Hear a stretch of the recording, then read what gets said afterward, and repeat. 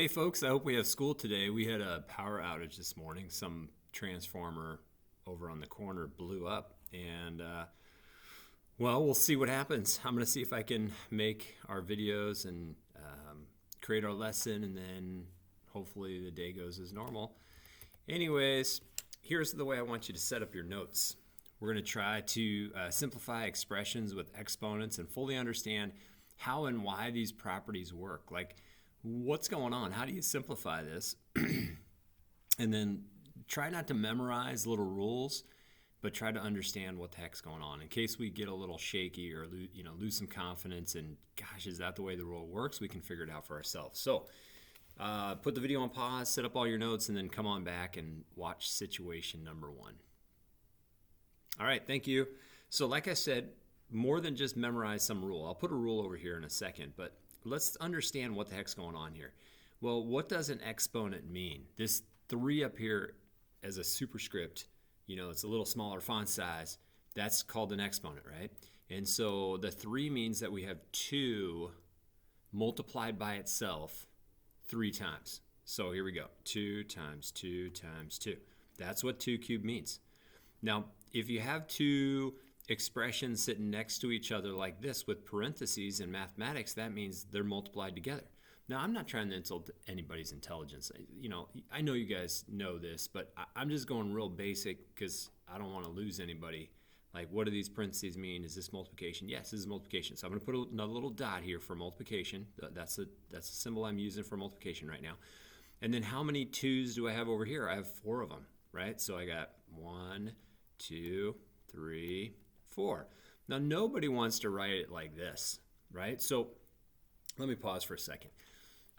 We're not, for the most part, going to multiply all this out. We're just looking for a way to simplify the expression, to write it a little bit neater. And so how many 2's do we have? We got 1, 2, 3, 4, 5, 6, 7 of them. So this is 2 to the 7th power. Now, notice what happened with the 3 and the 4, right? We're adding the 3 and the 4 to get that 7 right down there, right? So let's make a little note of that. That 7 right there came from the 3 plus the 4.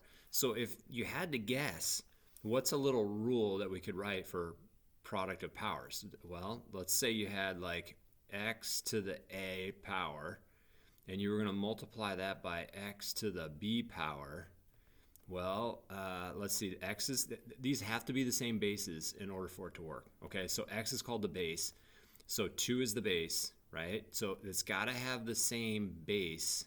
It doesn't have to be a 2, but it has to have the same base. It could be any base, but they got to be the same.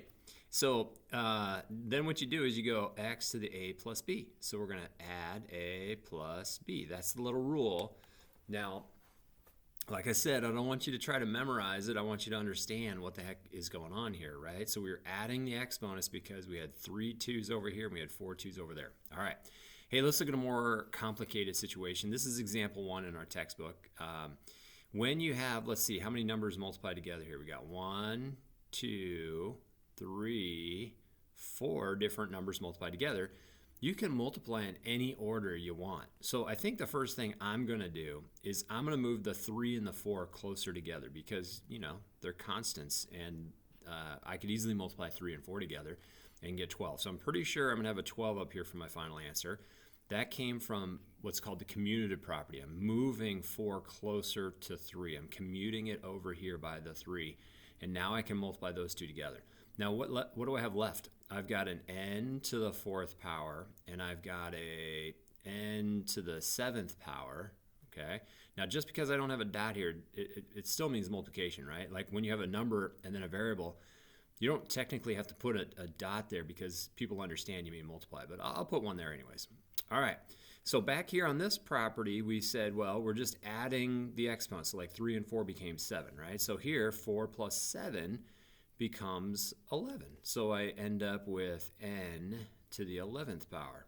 If I messed up any of that arithmetic, man, I'm going to feel bad about myself. So you stop me in class and say, wait, I didn't get that. Okay, so now I want you to put the video on pause.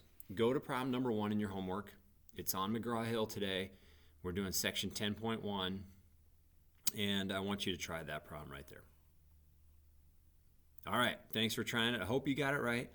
If you didn't, here's what's going on. Usually we put a constant, a coefficient. These are called coefficients, okay? So this is my coefficient right here. Usually we put those in front of the variables. So I'm going to start by putting just the 2 out front. So 2 times, now you don't need a dot, but since I put it there, I'm going to put it, I'm going to just keep it there. And then now the q's could be lined up closer together, right? So like I could write 2 times q squared times q to the 4th. And now let's see, how many q's do I have right here? 2 of them multiplied together. I got 4 of them there. How many total q's do I have multiplied together? Well, that's 6 of them. So I'm going to put down q to the 6, right? So I add exponents. If you're multiplying, you add the exponents. So let's scroll back over there and add that into our notes right here. Let's put that in English or whatever your favorite language is. Let's put down add exponents. Okay? That's what we're going to be doing. Hey, thanks for watching video 1 and setting up your notes.